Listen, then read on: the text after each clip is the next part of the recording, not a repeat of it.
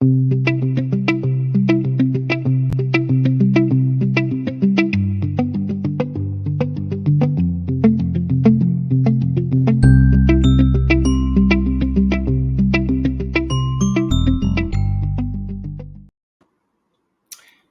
everyone, and welcome to this Chattanooga Faith Work Culture Lunch and Learn event. Whether you're watching on YouTube, Facebook, LinkedIn, or a recorded version of this at a later time, thank you so much for making time in your life to be a part of this conversation. My name is Jonathan Ingram, and I'm the Executive Director of Chattanooga Faith Work Culture. We are a nonprofit looking to equip Christians to be agents of kingdom renewal in their work, in their families, in their churches, in their neighborhoods, in the city. We truly believe that the good news of the gospel is not only a heavenly reality for our souls, but also is an embodied truth for our everyday lives right now. For more information about our resources and fellowships and events, we would encourage you to check out our website. You can see all that we offer there, and you can also sign up for our regular newsletter that will keep you informed of the things that we have coming up in the future. Well, I'm really excited for this conversation today, and for just what's going to come out of it. Companies right now are asking lots of questions about what it looks like for people to return to the office after COVID-19. But back in March of 2020, many people saw their jobs become remote overnight. The pandemic forced coworker interaction to happen almost entirely on Zoom, Slack, email, or other virtual sites. And this buffered communication has changed company cultures in noticeable ways. As many companies begin to open up their office spaces again, employees are returning to in-person work in a world that has changed drastically over the last 15 months.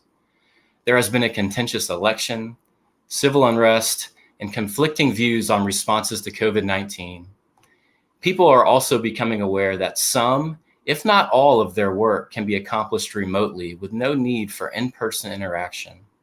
In this Lunch and Learn event, we will talk with Mike Kramer and Rachel Riley about what it looks like to navigate the social aspects of a company culture in a world that feels more polarized than ever, and in a world where the very idea of a 9-to-5 office work week is being questioned.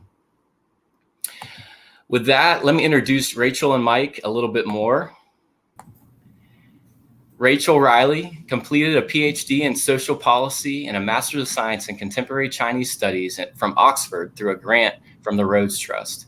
She specializes in leading large, complex transformations with a wide range of stakeholders. Rachel started studying organizational culture and change during her doctorate, and now has the opportunity to work in a wide variety of cultures and contexts at McKinsey and Company.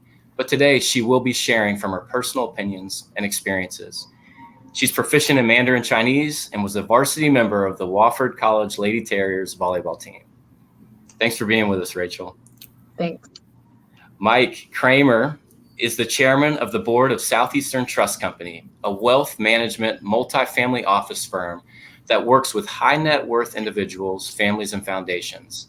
He also serves as CEO of Peak Financial, a Fintech startup that launched the PeakMoney app in 2019. Mike retired from a 35-year banking career in 2017. And during the last 20 years of his career, he led successful turnarounds at several small and micro-cap public companies. He has served on boards of several public companies and currently serves on the board of directors of Covenant Logistics Groups as the chairman of the audit committee. Mike and his wife, Meg, have a record of commitment to the communities in which they have lived, and both have served on boards of multiple nonprofits in the Chattanooga area. It's an honor to have both of you with us. Thank you so much for making the time to do this today. Great to be here. Happy to be here. Well, for those of you who are watching online, please know at the end of our prepared questions, we will have a live Q&A. So if you have questions you would love to see addressed, please write it in the comment section of YouTube, LinkedIn, or Facebook, and we'll try to present as many of these as we can to our guests. So with that, let's jump right into our questions. So Mike and Rachel, as we've said, remote work is no longer a mandatory thing for most companies, and a lot of companies are seeing people returning to the office. So why is this conversation about company culture important for businesses and organizations to think about? And really, can things go back to the way they were before the pandemic, or is that something we shouldn't be trying to think about? Either of you can answer first. Yeah. Rachel, jump in. Sure thing.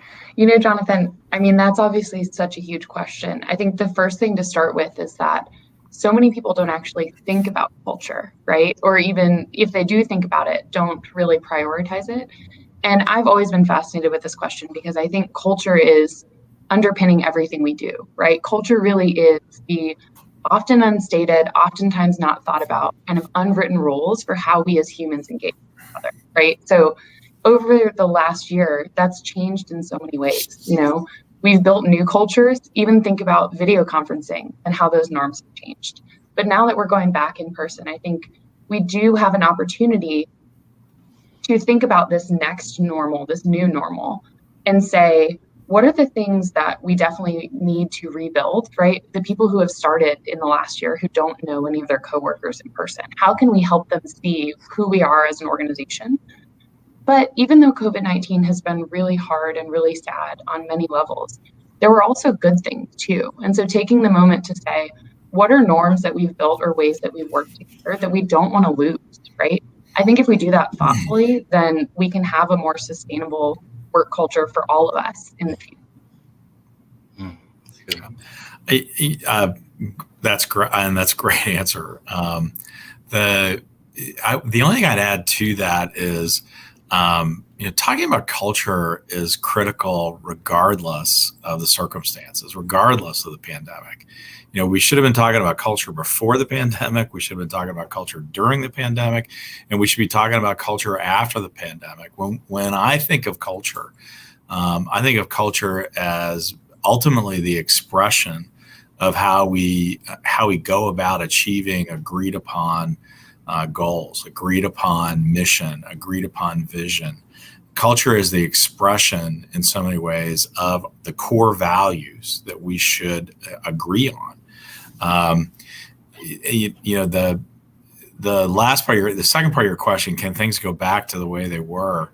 If I've learned anything over the last 35 years, it's that looking backwards is pointless.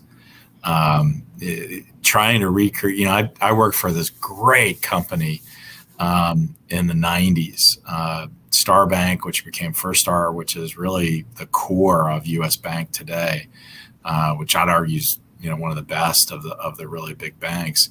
And I spent a lot of time in the early 2000s trying to recreate what we had so uniquely built at Star, and I realized that was a mistake because things were different. Things had changed.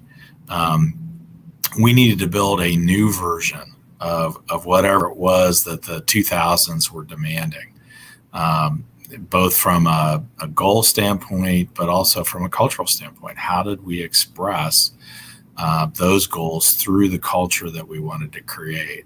So, as I think about restarting or coming back into in-person work, I would focus on what the circumstances are that we're dealing with right now. How do our values, our mission, our vision address the reality of now and how we want to shape the future? That's the kind of foundational thinking I would bring to it. That's awesome. So can you unpack that a little bit more, Mike, around what you think are some of these non-negotiables with healthy company culture? Like you mentioned a few of them real quickly there. What does that look like for a company that maybe a lot of their things were in person or a lot of their things were a certain way that aren't going to be the way they more? Is this starting with them having to rethink some of these mission and philosophy statements as they try to have those embodied in their culture? Yeah, I don't necessarily believe that. I think the how we meet, how we do our work, that's changed. There's no doubt about that. And one of the questions you asked us to consider, is what's going to stay the same? What's going to go back to the way it was? And we can talk about that. But there are definitely things about the way we do our work that have changed and have changed permanently and will change again in the next 5 to 10 years. Culture, values, mission, vision, I think that's very different from how we do our work. It's an expression of it, but it's not the technical. It's not do we engage on Zoom or Slack, versus an in-person meeting. The culture should support both of those. So from a non-negotiable standpoint, for me, healthy culture starts with agreements on what the organization's core values are that support the mission and vision. And I get, I've been around them. I fortunately haven't worked in them, at least not in a long time. But there are companies where the mission and vision are nothing more than words on a poster. I get that. I hope that's the minority. At Southeastern Trust, we've just gone through a pretty thorough bottom-up recasting of our mission, our vision, and our core values. So the core values that the team agreed on are servant-hearted, we prioritize others; accountability, we keep our word; commitment, we're all in; results-driven, we focus and achieve; excellence, we give our best always; dynamic, we anticipate and create. These values support the mission, which is through authentic relationships, we steward wealth. And then the vision is we will be the preeminent multi-generational partner for designing a life well spent. We then maintain a 3 to 5 year goal set that the values, mission, vision supports. What's non-negotiable? We defined these from the bottom up and the top down simultaneously. So we gave everybody an opportunity to speak into these. I think that's their right. I also think, candidly, that's their responsibility. Ultimately, leadership guided the process because leadership is accountable to ownership, and we expect to deliver results that we've committed to. The culture needs to support that. So it really takes both. It takes bottom-up buy-in. It takes top-down guidance. I'm using the word guidance intentionally here. It's not dictating. It's guidance. It's nudging, but it's also learning. Because the leadership of the organization, learned an awful lot through the process of having the entire organization speak into that goal set. So that's.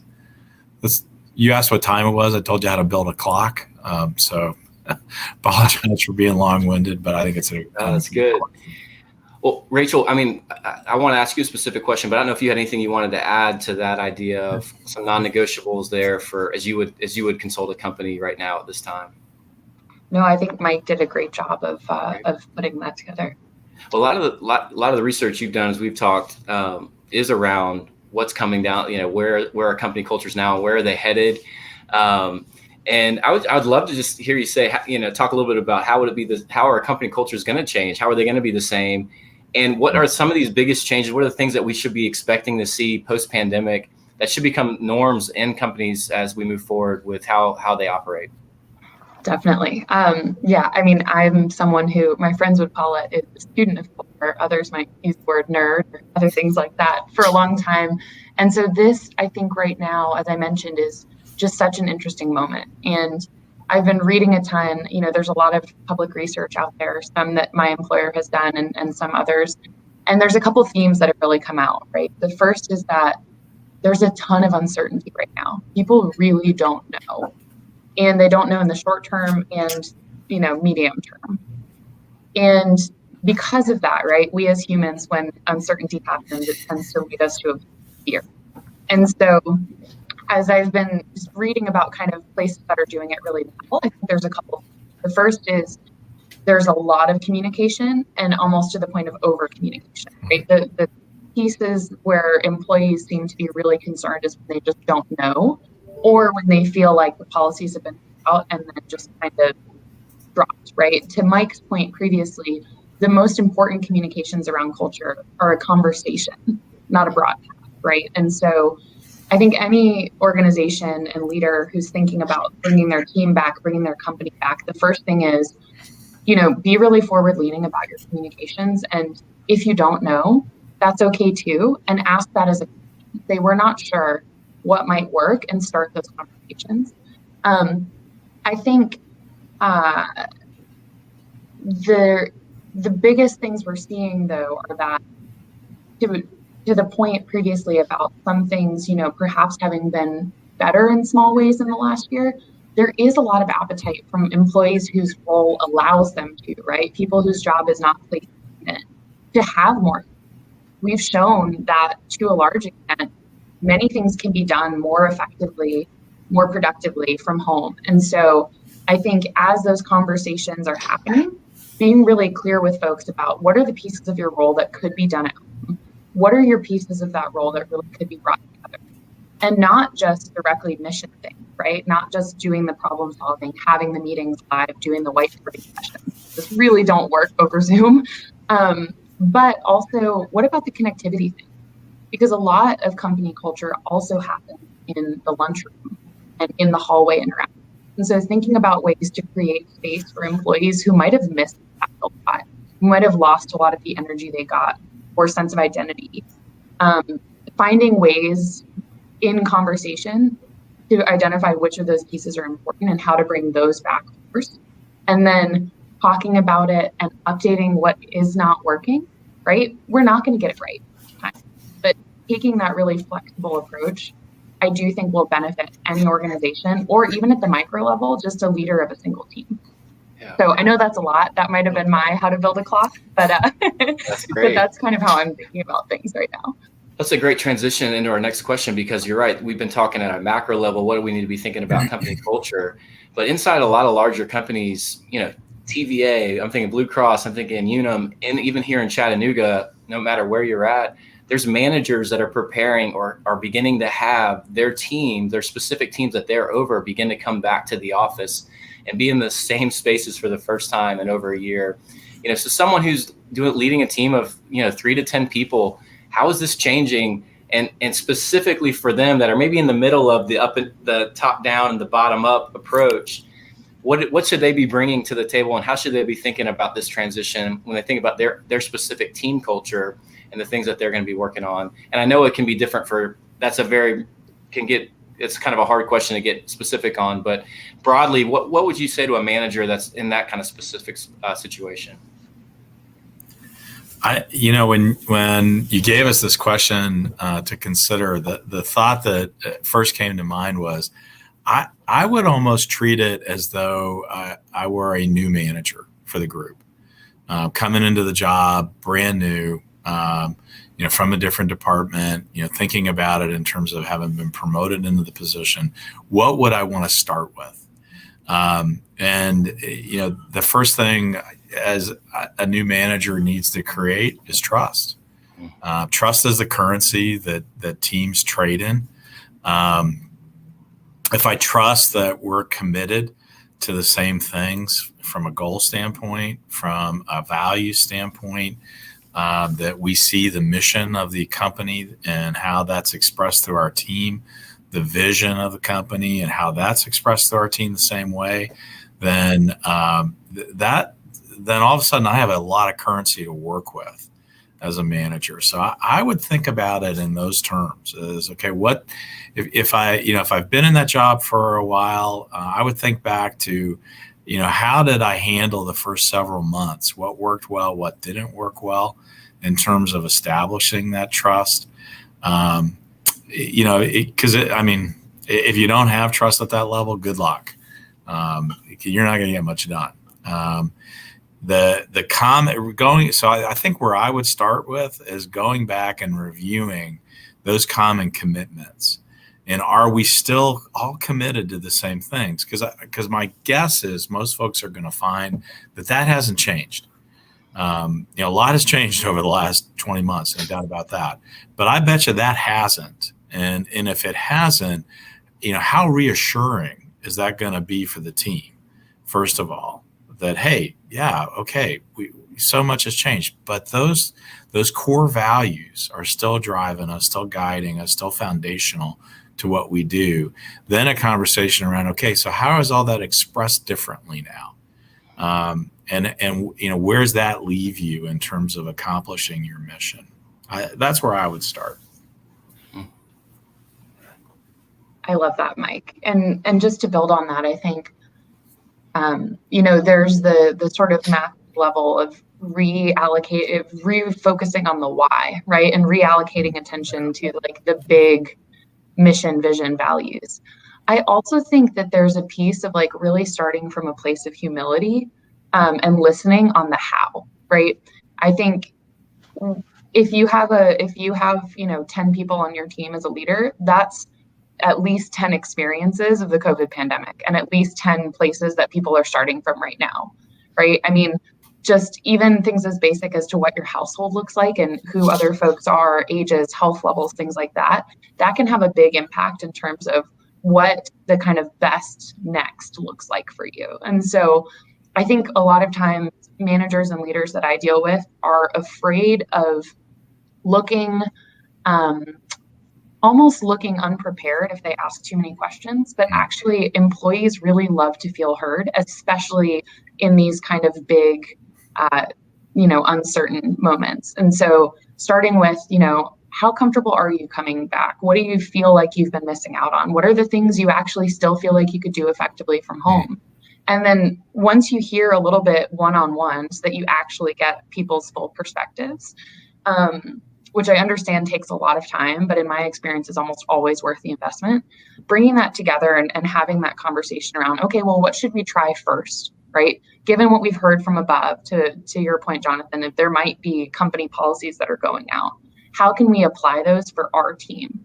And building those new norms is the first step. And then the second step that I personally always think of as a leader is setting up that next touch point of, okay, this is what we're doing now. When are we going to revisit that and say what's working well and what can be improved, right? Because having those conversations, it's not every day, right? That would be exhausting, but it's also not every decade. Somewhere in the middle, probably kind of a couple months, right? That's the type of thing that I think will let people get more quickly to the best operating model for their team. It sounds really practical, but my gut would be there's a lot of folks that won't do it. And then in 6 months, we'll have to take several steps back. Rachel, I think that's the thing that stood out to me in there is that individual follow-up with each person, because you're right. I think you and I had talked earlier on a call about someone who is single and maybe has only interacted with people virtually for the last 15 months. Coming back to the office is a big thing. If you're in a family unit or you're caring for elderly parents, that's a whole different thing, that you're bringing these different experiences, and how to manage that's a really important thing. No, thanks for saying that. That's, I think, a really important thing to think about from a manager standpoint. Yeah. All politics is personal. I think one of the other things that Rachel said that I would really hang my hat on is this idea that as a manager, you should have all the answers. I think one of the biggest mistakes I made early in my C-suite career 20 plus years ago was thinking, oh, hey, now I'm a chief operating officer of a multi-billion-dollar company. I must have to have all the answers. And you bought into the lie that I should, and that it all depended on me. It all hung on my performance, which so many CEOs and COOs are guilty of. That I think some of the most disarming and trust-building words in our vocabulary are, I don't know, what do you think? That demonstrating the vulnerability and the humility that, okay, I don't have all the answers, but I trust you enough to tell me what you think, and maybe together we can create and craft the right answer. Really, really powerful. I wish I'd learned it a long, long time ago. Finally came home to me about 15 years ago. And all the things you're describing speak back to what Mike first said around trust, which I love. This idea of you want to be a manager that is your people that work for you that they trust, and all like the relationship, talking individually, saying I don't know, meeting them where they're at, is building that trust. I love that. Thank you all. That's really good answers. Well, we're going to keep diving in, because we looked at the macro level, we looked at manager level, but our interpersonal employee relationships in this new season, there could be some contentious things that come out. As I mentioned at the beginning, the unrest and the things that have happened over the last 15 months that have been hashed out in a lot of ways virtually. And unless you've been completely avoiding social media, you've seen some of the ways vitriol interactions can happen and the way things are disagreeing. And that could be between coworkers and employees that haven't been seeing each other in person around politics or the pandemic, around what happened on civil unrest stuff. And so what, as you're thinking through that, what advice you would give to folks as they're entering the office space again for the first time and interacting with people that way? As a man, what would you tell to a manager and also to the employees that are coming in? How would you prepare for that? You would encourage an employer to prepare for that kind of interaction again, that's in person and no longer with a keyboard and over a screen. I'm really grateful that it's Rachel's turn to go first. Yeah, small question there. No, I mean, for me personally, I just think that we as humans interact better when we do interact in person, not mediated by screens and retweets and, all of the social media things, right? And I think taking a step back to understand that, like, what folks put on their profiles is probably at best oversimplified of what they actually think. And at worst is, a probably nastier way of saying it than they would say face to face, right? So in general, I just always try to approach everyone assuming, positive intent, right? Like, most folks just want to do good work, have positive interactions with coworkers, and I do think my grandmother always used to say, food tastes better if you're not talking about religion and politics, right? I mean, these things come up in conversation, but I do think that it's not in the same frame as it happens online. So I wouldn't, if you haven't seen someone in a year, it doesn't mean they've totally morphed over that year to be a different person just because that's what their Instagram looks like, right? It's much more likely that the algorithms have been pushing them things that are more aligned with what they already think. And so they've shared more of those, right?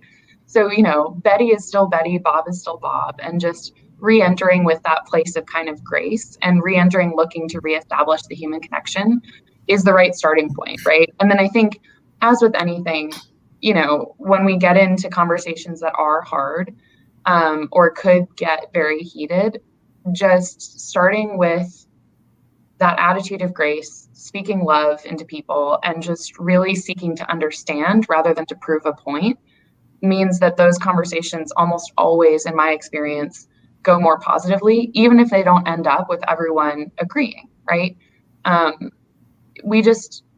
If we're looking to understand, and that's the mindset we go in with, I think that's very different than if we're looking to win, right? And if we think of it as a competition. Obviously harder sometimes to apply in practice. I've been there too. I'm not saying that I always do the best job of speaking love at all times, but I think it's the place to start. Coinbase got a lot of press last October because their CEO came out and basically said, we're going to be politically neutral. We're gonna in effect ban the political conversation, the social justice conversations from the workplace. We're going to focus on making Coinbase a great company. So even political neutrality, our commitment to political neutrality attracted up way more negative press than I think it did positive press. So I would not go that route. That would not be, I think making a conscious decision to say we're not going to talk about any of this stuff, you're kidding yourself. It's going to get talked about. I loved what Rachel said because I think it said just maybe a little different way or with a finer point on it is what we focus on is a choice. We're making a conscious choice. Are we going to focus on what divides us or are we going to focus on what unites us? So at the risk of sounding, like I'm beating the same drum over and over again, I think coming back and focusing on what are those common core values. Do we still all believe this? Do you still believe that? And getting folks to a place where they can say, yeah, look, I'm all in on this. I'm all in on the mission. I'm all in the vision. I'm all in on these core values. And there we may disagree over how we get there. We may disagree over things that are going on in the world outside the four walls of our business, but this is what we agree on. I had arguably one of the best executives who ever worked with me, was one of the most disagreeable people I've ever worked with. wicked smart, very, very effective in his role, but very argumentative and could be disagreeable. And I had one of his peers approach me one day and say, why do you tolerate this? And my response was pretty straightforward. It was, I know his heart. I know where he's coming from. I know what he's committed to. I know that he is committed ultimately to the success of the organization first, his personal success second. And I can tolerate an awful lot if that's where somebody is coming from. I would encourage you to ask yourself the question, do you agree with where he's coming from? Or what he's committed to? Do you agree that he is committed to the mission? Do you agree he's committed to the vision? Do you agree that he wants to get to the same place you do? He just wants to go in a very different way. Ask yourself that question, and then come back and let's talk about it. There are people in the organization, in every organization like that, who are outrageously talented, but create a lot of conflict. If they create conflict in an effort to get to the same place we all want to go, and if that's causing a problem, then I think, the question needs to be asked, do we trust one another effectively? Have we built enough of a basis of trust that we can tolerate those differences, even if they're, pretty dramatic differences? Wow. We've been talking a lot about company culture, organizational direction, things that you both care a lot about and have spent a lot of your time caring about. But at Chattanooga Faith Work Culture, we really believe that people's personal faith is not something that just affects them on Sundays, but it defines how they function in their work and in their life Monday through Friday. As you guys, being both people of faith, that truly not only affirm the gospel but try to live it out, how does your understanding of who God is and who He is in the world kind of direct the way that you try to think about company culture and the ways that you advise or lead companies to move in directions? How does that shape? Let's start from a macro level. How does that play into that? I guess it's my turn to go first. So maybe we should have switched questions.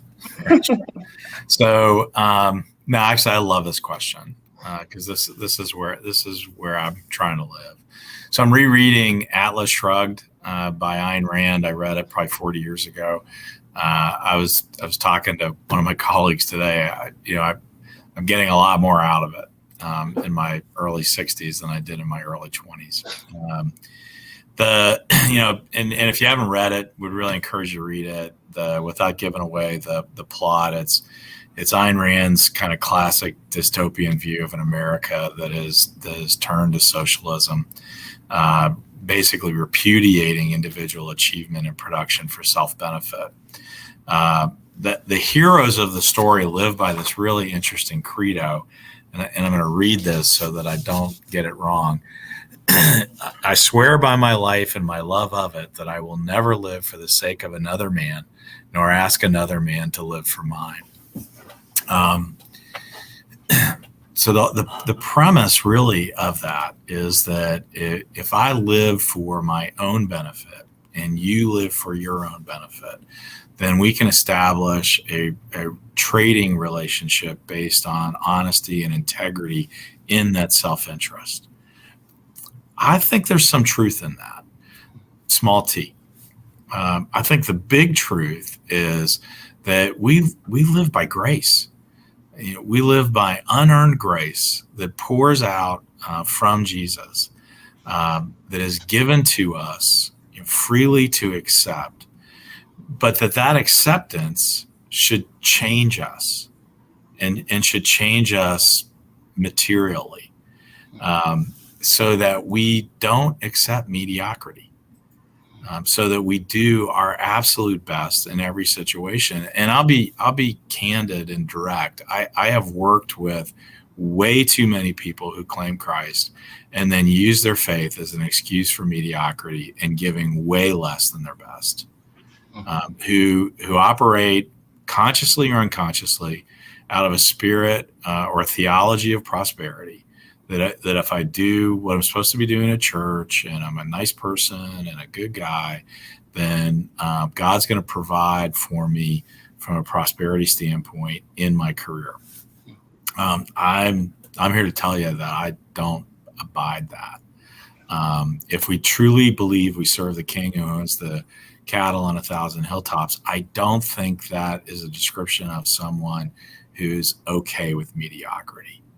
So as I try to balance this view of honoring personal achievement, honoring personal production, I try to balance that with the foundational and then overarching principle of grace. That man, I sure don't ever get what I deserve, and I know that everything that I've been given is a gift. So I live a life that attempts. Certainly, I don't achieve those, but I attempt to live that life that honors Him because of what He's done, not because of what I've done. That's good. Wow, Mike, you took the first answer and made it hard for me to give the second. I've had a few more years to consider this stuff, Rachel. Yeah, for me, Jonathan, as I was thinking about your question, it goes back to the way that I think about, the Bible in its entirety, right? It is about the story of relationships, right? It is the story of the relationship between God and people, but it's also a story of God trying to help we as His creation live in community with one another, right? And I think if you look at the Old Testament, His first attempt was to govern that by law, right? There is Levitical law all the way down to sometimes it feels like it's illegal to keep an alligator in a bathtub, right? Like, it is so specific, and it makes you wonder, like, goodness, how terrible are we as humans that we had to govern things that seem so obvious, at this minute level. But that's where it started, right? Because we are fallen beings, right? But when I think about the New Testament, it's really about, through the sacrifice of Jesus, God governing our relationships with Him, but also through others with love. And that love is not the Hallmark card, Valentine's Day, Cupids and cherubs. It is hard verb love, right? Like loving people when you don't want to, loving yourself when you don't deserve it, loving the Lord when you're angry at Him or you can't see Him at all. And so for me, that's kind of where I start and where I try to push myself, right? Is that every person I interact with, down to the folks who bring me coffee or who clean the halls of the office, how am I loving them in the verb sense? And again, I fail all the time and I will continue to fail all the time. Yeah. But I found that by trying to live my life that way in the hard conversations where it means assuming positive intent or letting someone make a point that you vehemently disagree with and saying, I hear you. Why do you feel that way? Right? It all the way down to when you're busy and you're stressed and you're really focusing on, achieving things. How do you take a step back and say, how am I loving and the people that I'm in relationship with, the team that I'm working with to get to this achievement? I find that when I start there, even when I fail, it leads to more conversations with folks about why I live my life differently. And, not to say that it's always like these wonderful stories of evangelism, but I both feel like I'm living in community better, expressing my faith better, and many times getting to places where I do have really deep, meaningful conversations with folks about why that is. And so, I talked about it a little bit before, but I think the next couple of months are going to be some of the rockier times of our lives as Christians, right? And the pointier edges of that love as a verb. But if we start there and challenge ourselves, I think that would be really transformational, both in Chattanooga, but also through the bigger organizations that we're all members of as we're navigating all of this. A big mantra for me is that everyone that you see in the office or somewhere else is an image bearer, whether they claim your faith or not. They are made in the likeness of the God that is the God of love and the God of grace that you just described. and they're worthy of respect. And I think, Mike, you mentioned grace is a gift, that this is all a gift. And just that we haven't received our salvation, someone doesn't have to earn their dignity. They walk in and it's a gift that they bring, that they already have, that there's nothing they have to do to earn it. And so what's it mean for us as believers to see that in them? It's such a big thing. Well said. Yeah. Well, thank you all so much. I think you guys answered everyone's questions, and no one wrote any in. I think you just covered everything that needed to be covered today.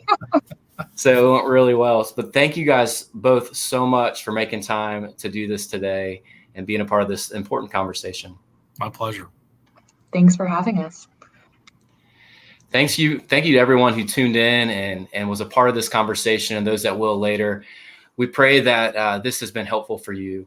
Again, Chattanooga Faith Work Culture is here to be a resource for you, to equip you to be an agent of kingdom renewal in the places God calls you to be.